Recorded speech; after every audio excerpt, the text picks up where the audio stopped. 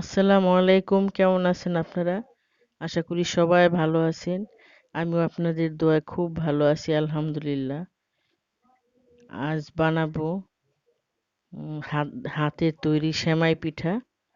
আহ, এই সেমাই পিঠাটি কিভাবে খুব সহজে বানানো যায়, আর হাতের জিনিসের খাবারের জিনিস হাত দিয়ে নিজের হাতে বানানো খেতে আসলে খুবই আহ, ভালো লাগে। তাহলে চলুন, আমি এখানে পানি দিয়ে দিব প্রায় 1.5 কাপের মতো। তবে যে যতটুক সিদ্ধ করে আটা, চালের আটা, ওই পরিমাণে পানি দিতে হবে। তবে পানি একটু বেশি কম হলে পানিটা যখন ফুটে যাবে তখন একটু উঠিয়ে রাখলে কোনো সমস্যা হয় না, প্রয়োজনে দিয়ে দেওয়া যায়। এখন দিয়ে দিলাম লবণ। লবণ দিয়ে দিলাম। এখন দিয়ে দেব চালের গুঁড়া। চালের গুঁড়াটা আমি করে সবসময় ফ্রিজে রেখে দিই। আপনারাও চাইলে এইভাবে রেখে দিতে পারেন, বা শুকনো, আমার এটা শুকনো না, আমি চালটা ভিজিয়ে তারপরে গুঁড়ো করেছি। এটা অল্প চালের গুঁড়া, এই জন্য আমি এইভাবে সিদ্ধ করেছি। যখন বেশি চালের গুঁড়া হয় ওইটা আবার একটু অন্যভাবে সিদ্ধ করে নিই। আর এই সেমাই পিঠার এই আটা, চালের আটা যেটা, এটা কিন্তু একেবারেই আহ, সিদ্ধ করলে একটু বানাতেও কষ্ট হয়। তবে একটু কম সিদ্ধ করতে হবে, অল্প অল্প কম সিদ্ধ করতে হবে। তখন সেমাইটা বানাতে খুবই সহজ এবং সুন্দরও হয়। বেশি যদি আমরা একেবারে সম্পূর্ণ সিদ্ধ করি, তো তখন সেমাইটা যখন হাত দিয়ে ঘষা দিব তখন কিন্তু দুই মাথা বেশি একটা সুন্দর হবে না। এই জন্য আমি একটু কম সিদ্ধ করি। এখন ঢেকে দিব। ঢেকে দিয়ে 5 মিনিট পর আবার দেখব যে এটা সিদ্ধ হয়েছে কিনা।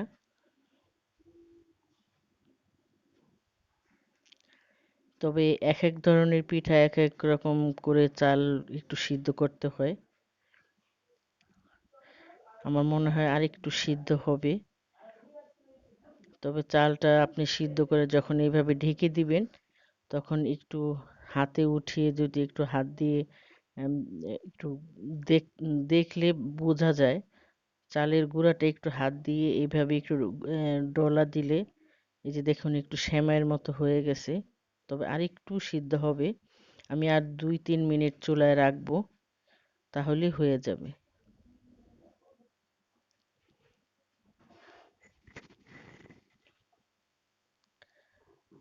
আমি একটু ভালোভাবে নাড়াচাড়া দিয়ে আবারও ঢেকে দেব।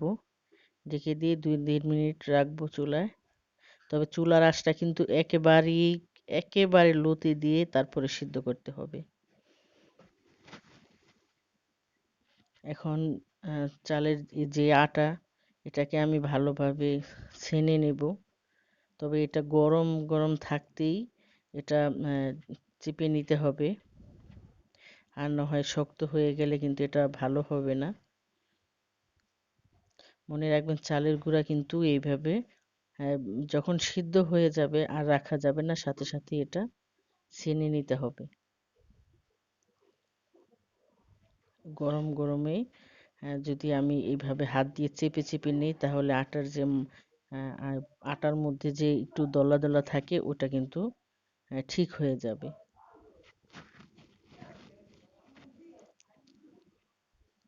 এভাবে কিছুক্ষণ ঘষা দেওয়ার পরে এরকম অবস্থা যখন আসে তখন আমি একটু হাতে একটু তেল নিয়ে নেব।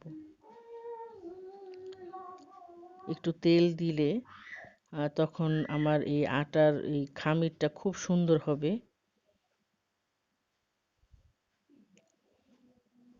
আমি যখন রুটির খামির বানাই তখনও কিন্তু এইভাবে আমি একটু অল্প পরিমাণে, একেবারেই অল্প একটু আটা দিয়ে লাস্ট ফিনিশিংয়ে এভাবে একটু ছেনে নিলে সুন্দর হয়। তো এটা খুব ভালোভাবে এটা ছানতে হবে। যত বেশি ছানবেন ততই কিন্তু পিঠাটা খুব সুন্দর হবে। যখন এটা বানানো হয়ে যাবে তখন এরকম একটি পাতিলায় রেখে দিব আমি। আর না হয় উপরে অংশটা শুকিয়ে যাবে। আর যে শুকিয়ে গেলে পিঠা কিন্তু বানানো যাবে না। এভাবে ঢেকে রাখলে খুব সুন্দরভাবেই অল্প অল্প করে এইভাবে নেব আর পিঠা বানাবো। এখন আমি ছোট ছোট করে আম, লম্বা লম্বা করে আমি নুডলসের মতো এরকম লম্বা করে বানিয়ে নেব। যারা সেমাই পিঠা বানাতে পারেন তাদের কাছে সহজ, আর যারা নতুন বা কখনো বানাননি তাদের কাছে একটু কঠিন মনে হবে। আসলে কঠিন না, চেষ্টা করলে সব কিছুই পারা যায়।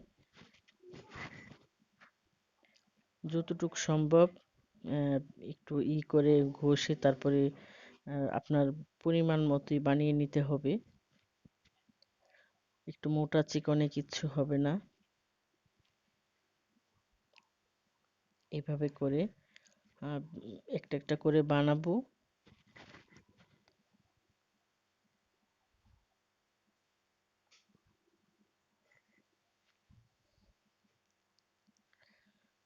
একটু মানে অল্প একটু নিব, আর এইভাবে একটু ঘষা দিলে পিঠা হয়ে যাবে।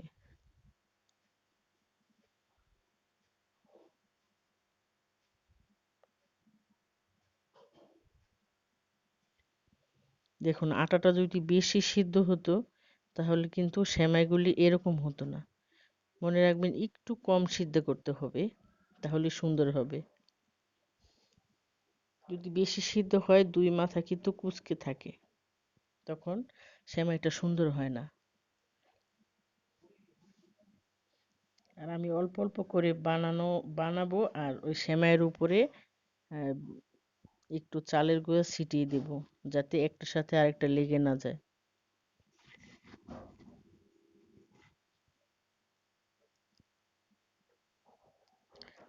দেখুন এইভাবে আমি বানিয়ে নিব।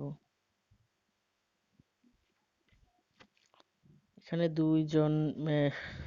দুইজনে বানাচ্ছি, আর না হয় তাড়াতাড়ি হবে না, এই জন্য।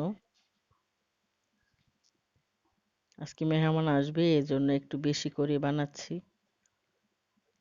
আর ভাবলাম আমার বন্ধুদের সাথে সেমাই পিঠাটা শেয়ার করি। এই যে দেখুন, আমি সবগুলি সেমাই পিঠা বানিয়ে নিয়েছি। এখন রান্নায় চলে যাব। এখানে আমি আগে থেকে চুলায় পানি দিয়ে রেখেছি, আর দিয়ে দিব গুড়, খেজুরের গুড়। এটা উম, এটা খেজুরের গুড়ের যে পাটা থাকে, আমি ওইটা একটু এক সাইড থেকে ভেঙে তারপরে দিয়ে দিচ্ছি। দিয়ে দিব তেজপাতা। তবে মিষ্টি খাবারে তেজপাতাটা খুবই ভালো লাগে। দিয়ে দিব নারকেল।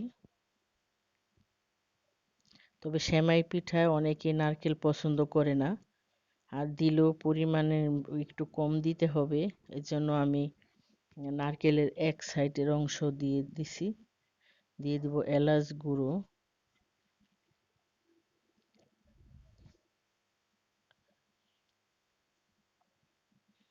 মিষ্টি খাবারে এলাচ গুঁড়োটা খুবই ভালো লাগে, তবে আমি সবসময় এলাচ গুঁড়োটাই পছন্দ করি। দিয়ে দিব দারচিনি।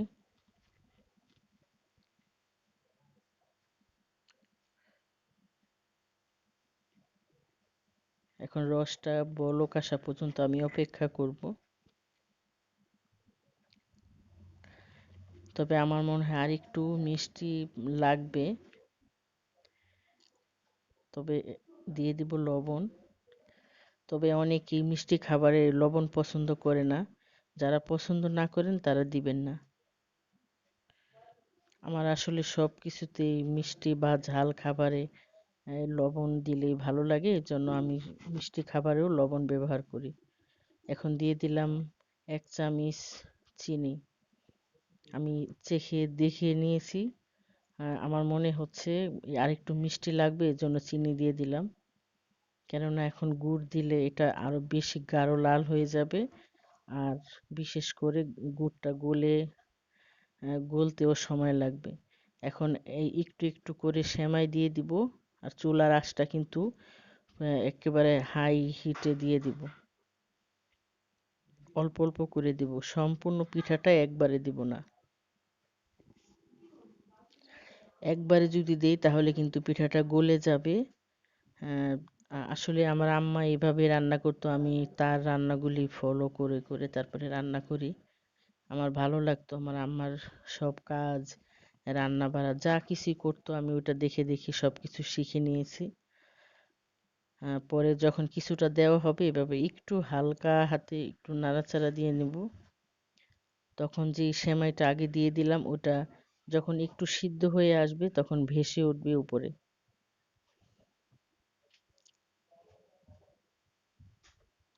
তবে চুলার আঁচটা কিন্তু হাই হিটে দিয়ে দিবেন যাতে তাড়াতাড়ি বলক এসে যায়।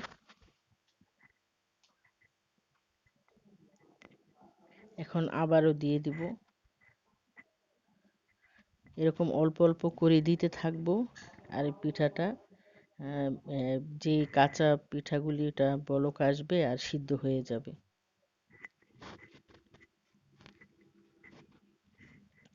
আমি আবারও বলছি, একবারে সব পিঠা দিতে যাবেন না, একটু অল্প অল্প করে দিতে থাকবেন আর এইভাবে বলক আসতে থাকবে। সব পিঠা দেওয়ার পরে আমি 5 মিনিট রান্না করব, বেশি না, 4 থেকে 5 মিনিট। কেন, পিঠাটা কিন্তু আগেই সেদ্ধ করা, তারপরে পিঠাটা অনেক ছোট ছোট, এজন্য 4 থেকে 5 মিনিট রান্না করলেই হয়ে যাবে। তবে এই রসটাও কিন্তু পরিমাণ মতো দিতে হবে যাতে ঘন, একেবারে ঘন না হয় আবার একেবারে পাতলাও না হয়, এই পরিমাণে দিতে হবে।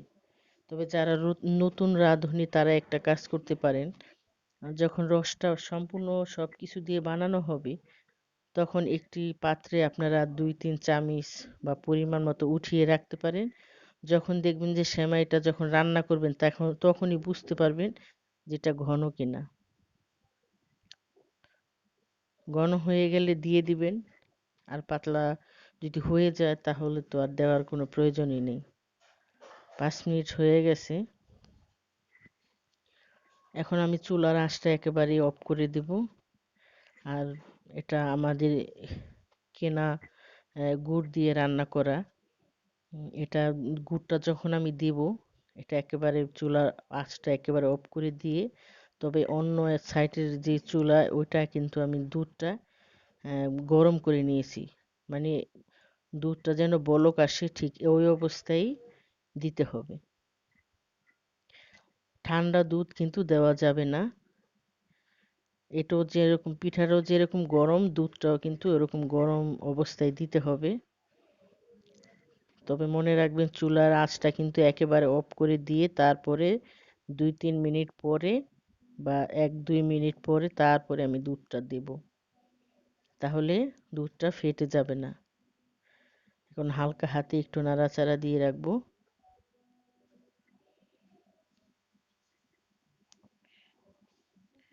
হয়ে গেল সেমাই পিঠা রান্না করা। দেখলেন তো খুব সহজেই কিন্তু রান্না করা যায়। আমার এই চ্যানেলটি আমার এই চ্যানেলটি যারা এখনো সাবস্ক্রাইব করেননি এখনো সাবস্ক্রাইব করে ফেলুন। আর পাশে থাকা বেল আইকনে ক্লিক করুন, তাহলে যখনই আমি নতুন ভিডিও আপলোড দিব সঙ্গে সঙ্গে আপনাদের কাছে পৌঁছে যাবে আর আপনারা দেখে নিতে পারবেন। আর যদি কোনো ভুল ত্রুটি হয় অবশ্যই ক্ষমার দৃষ্টিতে দেখবেন। আর যদি কোনো প্রশ্ন থাকে তাহলে কমেন্ট বক্সে লিখে জানান। আর যারা আমার চ্যানেলটি সাবস্ক্রাইব করে ফেলেছেন তাদের অসংখ্য অসংখ্য ধন্যবাদ। আর আমার নতুন বন্ধুদেরও অনেক ধন্যবাদ। আর ভালো থাকুন, সুস্থ থাকুন। আল্লাহ হাফেজ।